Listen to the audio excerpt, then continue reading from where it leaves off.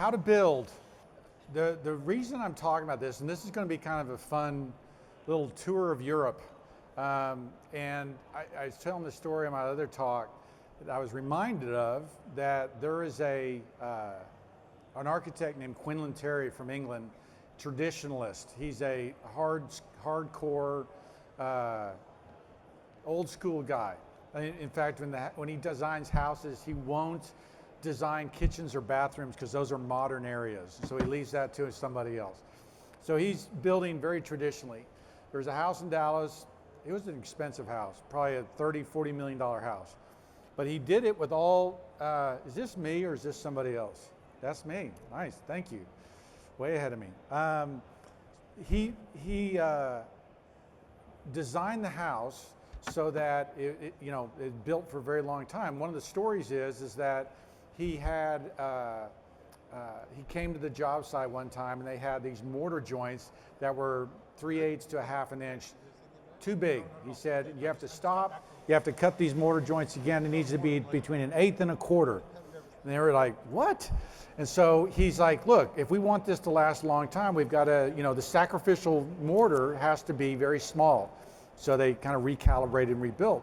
And then when they introduced him to, hey, come build it, talk about the house, the introducing architect, the local architect said, this house is built to last 250 years without any major work.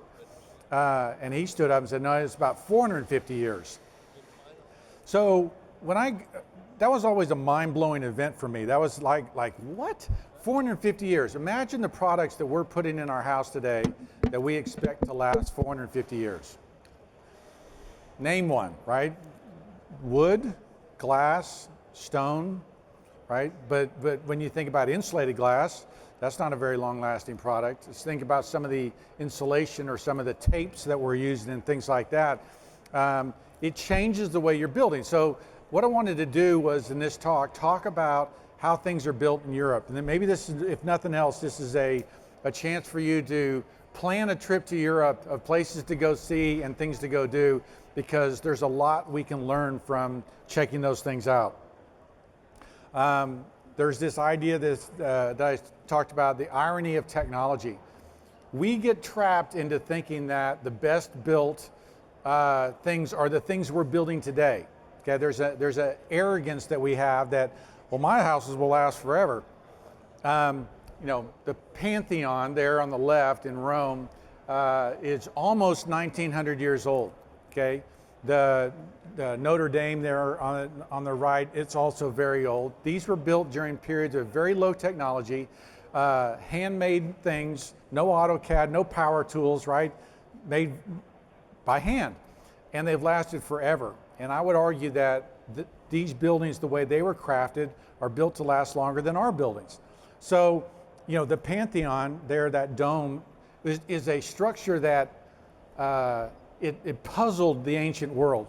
And no one could figure out how they did it. This free suspended concrete dome, how did they do it? And for years, they didn't understand how the Romans had done that. And it was a puzzle to them to figure out. It wasn't until Florence, the dome there they built in Florence during the Renaissance, that they built something almost as large as what the Romans built, almost 2,000 years ago. So there is a lot to learn from the past. There is a lot we can learn from these ancient buildings, and we need to be open-minded, because really this talk is like, let's open our minds a little bit about what the best way to build is and what we can learn from the past. So today, we hope to talk about, some of these things that we can learn. There's James Gibb built that building that's on Oxford campus, 1737. We're going to talk about sustainability versus performance, okay? We're going to talk about this proportion and scale, some of the things that we aspire to as far as building better, and then craftsmanship. And the last thing is joy, just this fun that we can have checking out these historic buildings. Now this is the Versailles in France. What is that, 400 years old almost? I think the French, do this to just snub their nose at everybody. The gold leaf, the roof, okay? No one does that. I mean, that is such a in-your-face, not only can we build great, not only can we build a long time, not only is this 400 years old, but we gold leafed it. That to me is kind of this extra.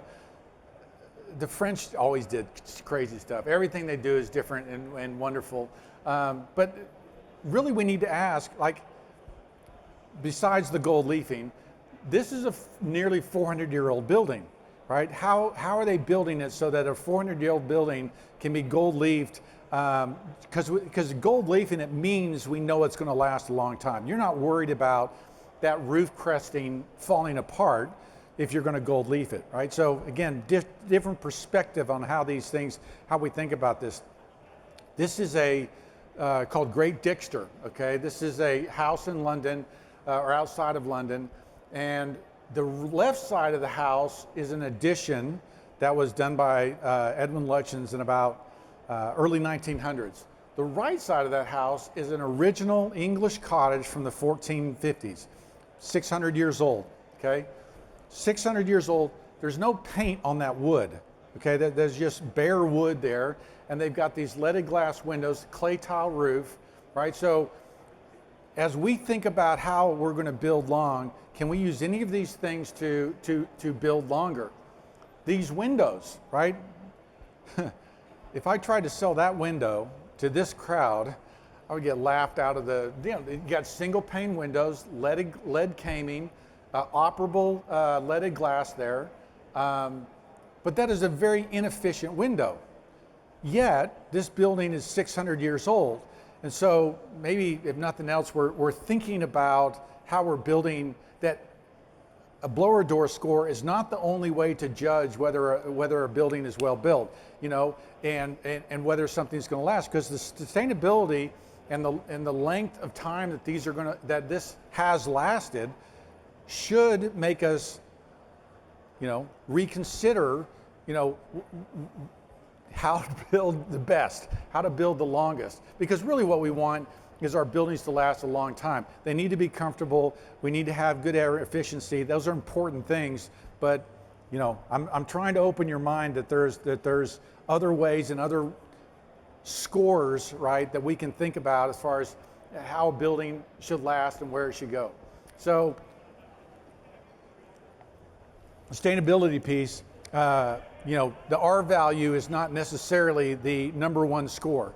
And you know, when we're building, look, I love Steve, Matt, and Jake, and I love the build show, and we're all on the same page. Water's the enemy, right? Water's the thing that destroy our buildings.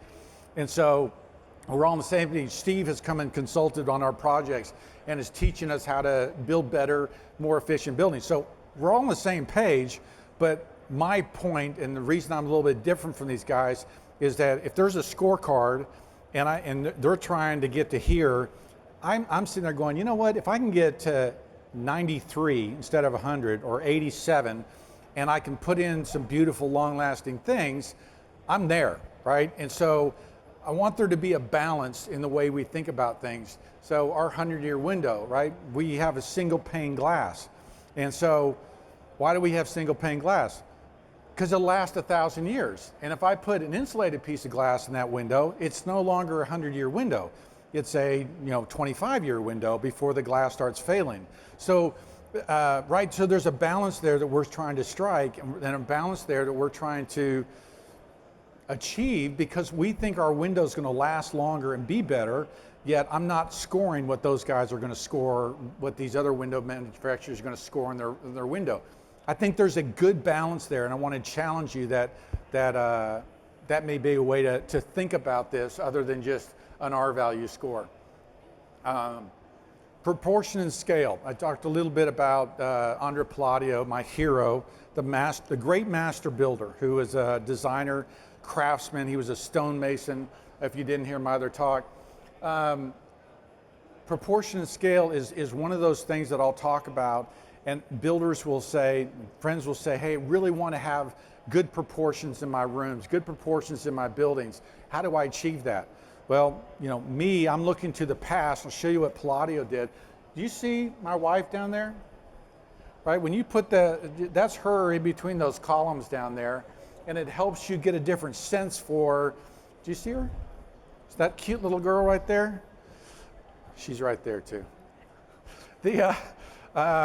But proportion scale is that thing that you go into a building, you go, oh, I don't know why I like this, but I really like this. I feel comfortable here. And there's a human scale to the way things were built in the past, a human scale to how these buildings were designed that Palladio and the Renaissance architects looked at and go, that's a good way to build. That's beautiful. So he wrote that book, The 4 Books of Architecture. This is one of his buildings. But understanding the 5 orders of architecture, right? How many people here understand the 5 orders of architecture? Okay, a few of us, right? That little first column is an Ionic column. The second column is a Corinthian column. The Ionic column is a little bit stronger and bolder and can carry that lighter, daintier Corinthian column. I always looked at it and said, why did they put the fanciest column way up top where you can't see it? Because it was meant to convey this strength and the Tuscan would go underneath of this one because this is the strongest column visually. So there was a reason for putting it there, and the McMansion builder would look at it and go, well, I want the fanciest thing down below. So there are some rules and some ways, some thinking of things that I think challenge the way we build today. This is the Teatro Olimpico, the Olympic Theater. What he did here was he built this facade inside this, so they did stages in place here. And I don't know if you can see it, but basically those are streets and those openings that run out. And if you walked up into them, they would get really small. So it is an optical illusion that, and the thing, it looks like it goes back, that middle one looks like it goes back like, a mile, right? It only goes back like 30 feet. And because it's all growing up smaller. And so my point is that there's an understanding of this relationship of scale and proportion, how the eye is fooled, how the eye is treated so that you can create these wonderful spaces.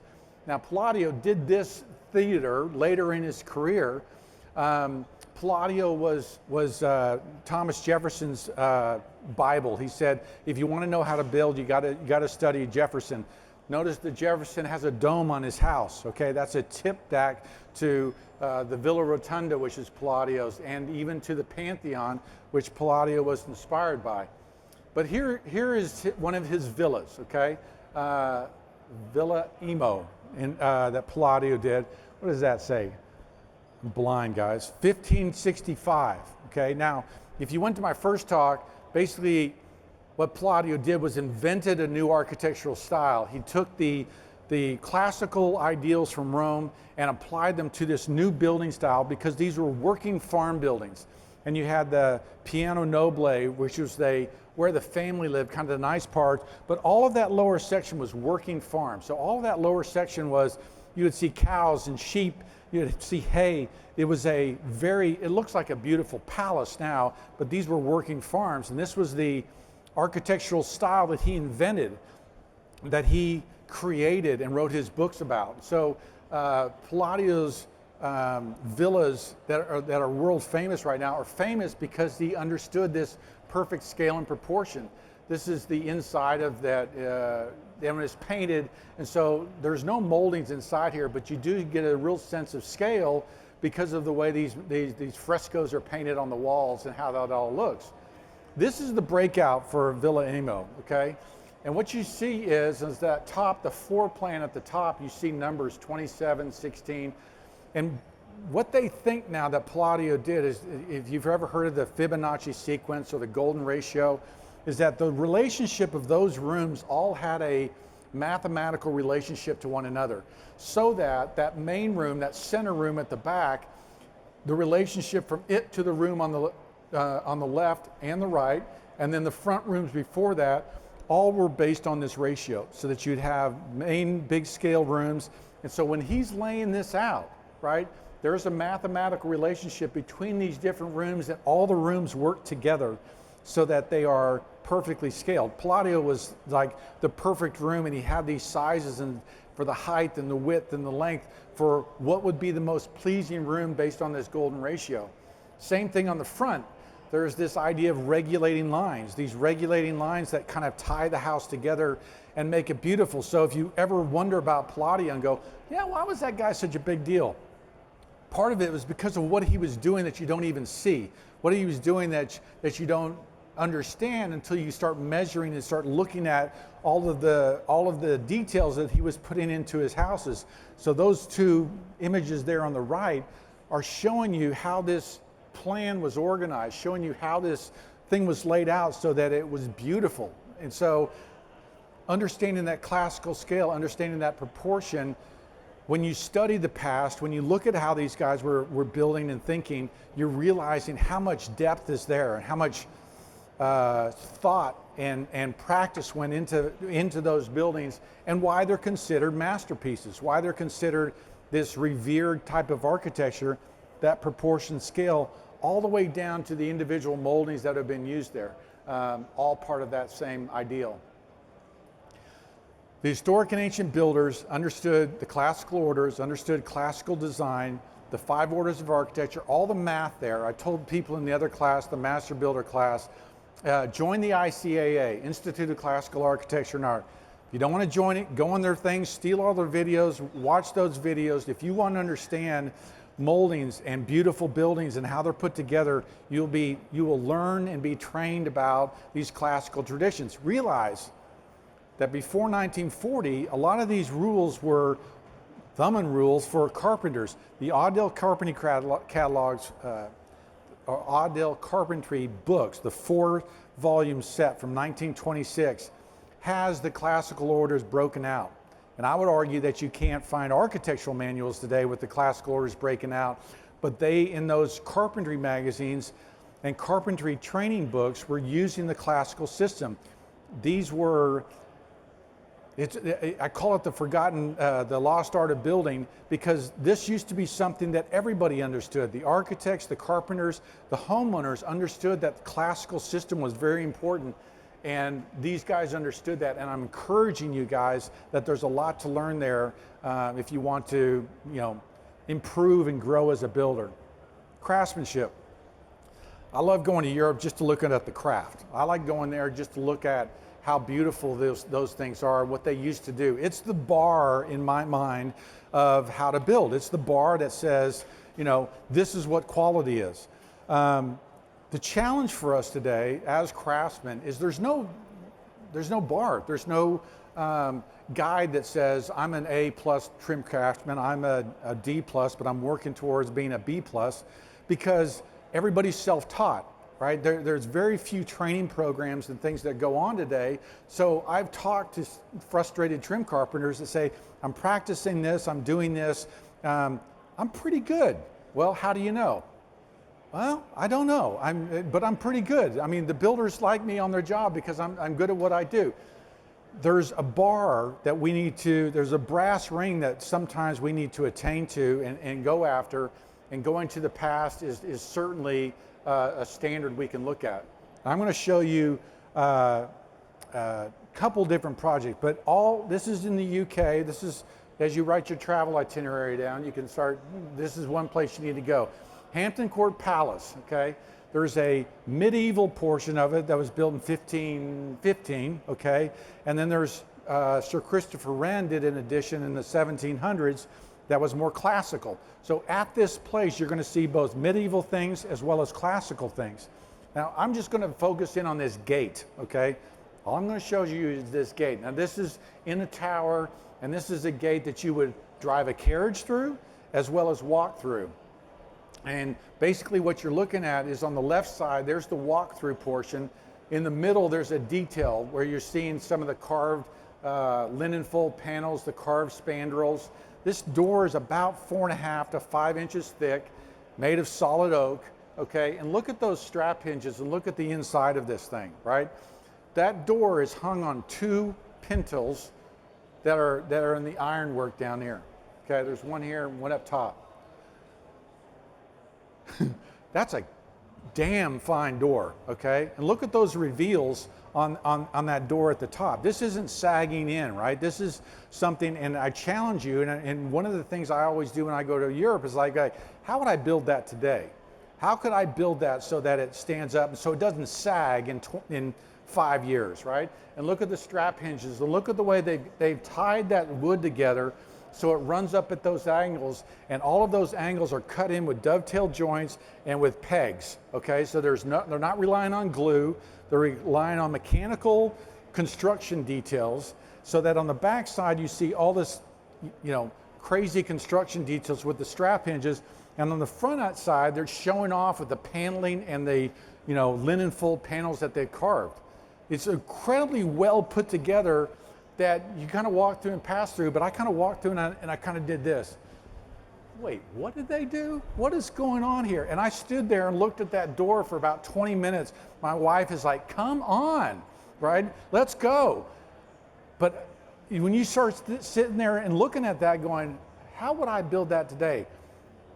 It really challenges you. And talking about raising the bar, talk about well, how, gosh, if they did that, I really need to pick up my game because there's no way I could do that, right?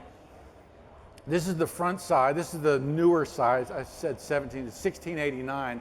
So you see the classical and the medieval, right? You see that medieval Tudor stuff versus this later classical stuff. There's a guy named Grinling Gibbons. Anybody heard of Grinling Gibbons? Grinling Gibbons, look him up, okay? He is, if you said the greatest carver of all time, it's Grinling Gibbons, okay? Grinling Gibbons was a carver. He was actually from Amsterdam. He goes over to Europe to get a job, and you'll see see it all the time. People say, we think it's a Grinling Gibbons room. It's just like, there's no way. Because what he did was, if you look at that drape that hangs down, okay? And what he was able to do was if you've ever carved or you ever try to work with wood, certain woods will just break and fall apart. And what he discovered was that lime wood, okay, was a wood that he could actually get very light and dainty, and the cross grain of the wood wouldn't break up. So if you had end grain, it wouldn't break out. But look how that draping that comes down, I don't know if you can see it from your seats, but it's almost like paper, okay? It's almost just this very thin detail, and he was able to carve these leaves and carve these petals and flowers and stuff in such a way that it looks like it's made of paper mache or something. It doesn't look like it's made of wood.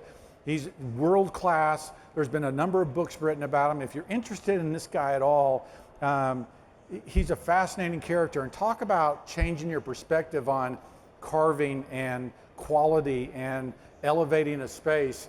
You can learn a lot by just looking at this guy, because in these rooms that it goes across, really his carvings are just around these mantles and the fireplace pieces. There isn't a lot of other carving in the room. It's really highlighting, and there's an understanding of the hierarchy of how he was putting all this together.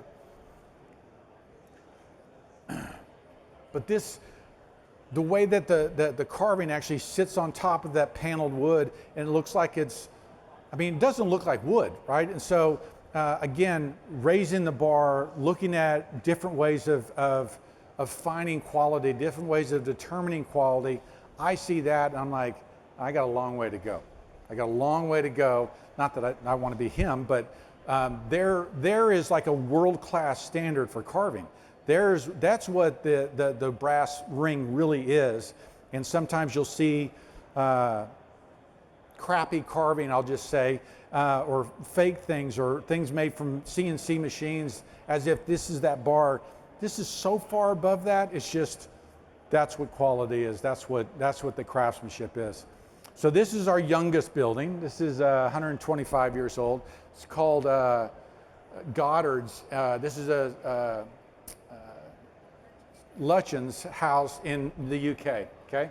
So he basically designed during the arts and crafts period. This is an English arts and crafts house, and some of the details that he was copying the past. Look at that roof detail, those huge tiles, and then the smaller tiles above was meant to be a medieval type of construction detail.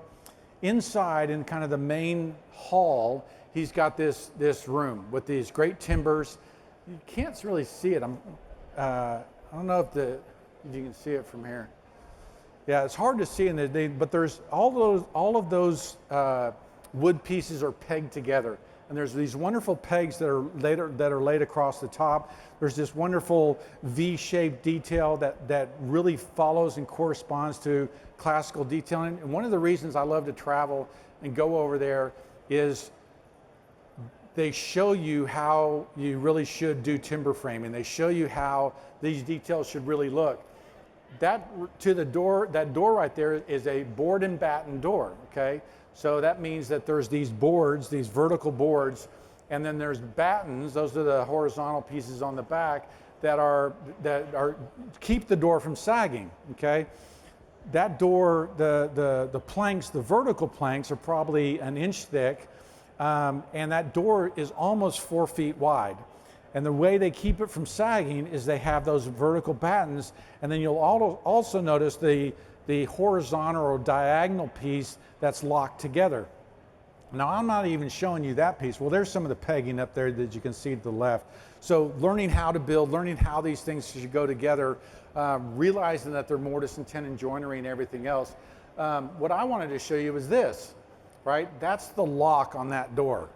And so when we think about hardware, we think about things being period. If you were at my other talk about creating a story, creating a narrative, sometimes it's pieces of craftsmanship like this that really, again, raise the bar, help you think about, how to build. For instance, how would you get that done today, right? Who would do that, right? Do you know anybody that could build that? And so then you start looking at, and you start going around the country. I know probably 4 people that could do that, right? I want those people to be in your back pocket. I want those people to be people that you know and that you have relationships with, so that you can get that for your clients, so that you can get that for them and say, look, this is really the definitive piece. This is a piece that's going to really define your front door. We really want to go for something like this. Going to Europe, going to study the past, understanding what craftsmanship really looked like, really raises your bar, encourages that there's better ways to build, encourages that there's higher things to achieve and attain. When we look to the past, we've got a higher bar for success, right? When we look to the past, we're inspired to build better, and that's really what I want for us. Last piece is this. Is the joy of architecture, right? The joy of building things beautifully. I did a video on building a pediment. And a pediment is actually really hard to build because there's what's called a split fillet in the traditional details, which requires like a 120-degree cut where the bottom of the pediment comes together, and how that's made. And it took me, a number of days to kind of get all my cuts right and figure all my thing out. And then I go to Florence, and I see this dang thing just shoving in my face. Yeah, that pediment's fine, but that is a pediment. And so they've split the pediment. They've gone the other way from the middle, and yet it's still beautiful and it's still laid out. And so I was sitting there feeling pretty good about myself. And then I look at this thing and I was like, wow, right? What another level, another bar that they've raised here to give me an idea for how to top a door, how to, I don't know if I'll even try that, right? That's almost too intimidating to even look at, but there's the joy, right? I look at that and I'm just like, praise the Lord. Like, look, that thing is freaking awesome.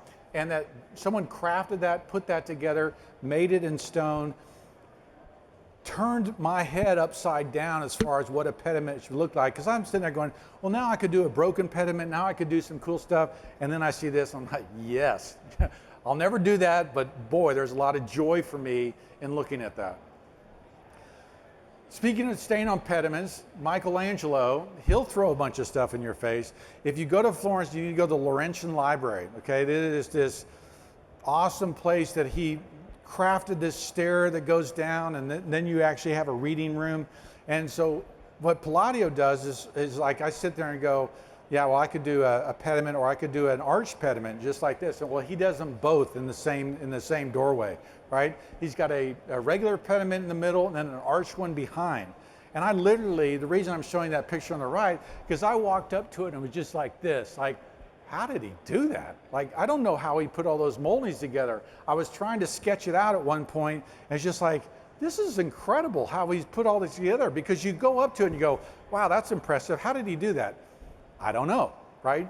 How did he craft that? Now, Michelangelo is another genius, but it's still really encouraging to see that. And again, raise your bar, raise the way of thinking.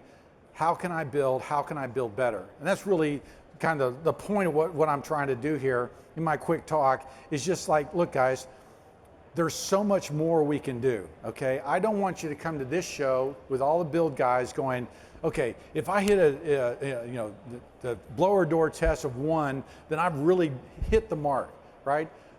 That's a good thing, that's a mark, but there is so much more that we can be doing, so much better, ways to build that last so long. I mean, all of these things, there's not a building I'm showing you that's under 250 years old.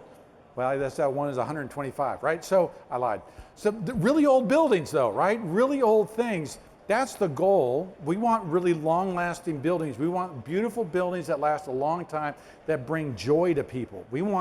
I want, right, someone to come along and look at my pediment, in 100 and 200 and 300 years and go, yes, praise the Lord, right? That's what I want.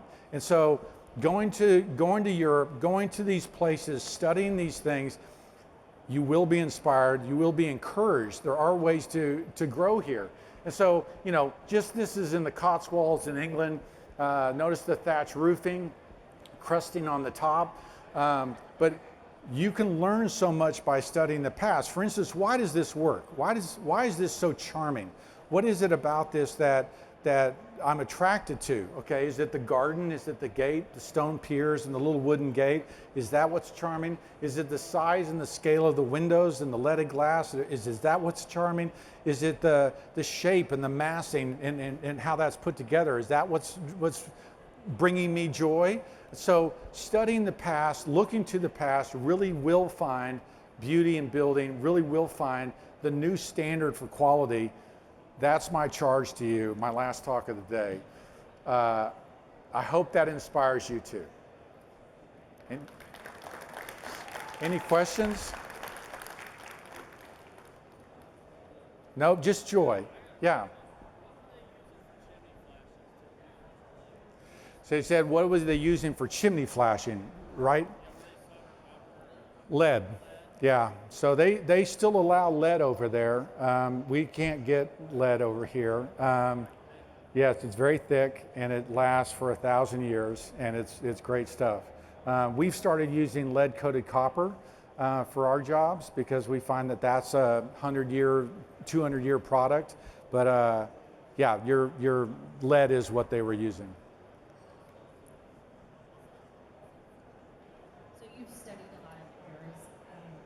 Has there ever been a period of time where people embrace this like open plan concept, or have different functional spaces always been kept compartmentalized? Yeah, that's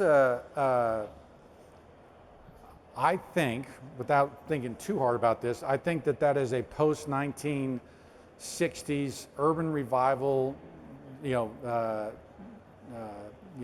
Soho, these urban lofts that blew up, that people were trying to reconvert into living spaces, that you end up with these open floor plans. That the rejection of the 1940s compartmentalized little houses, that they want the kitchen to open up to the living room and all these things. And so that's really a post-1940 invention. There's not really a good tradition of that before then, partly because when they're building with stone and wood, you just can't span, areas like that very big. You don't end up with big floor plans. Any other questions? Yeah.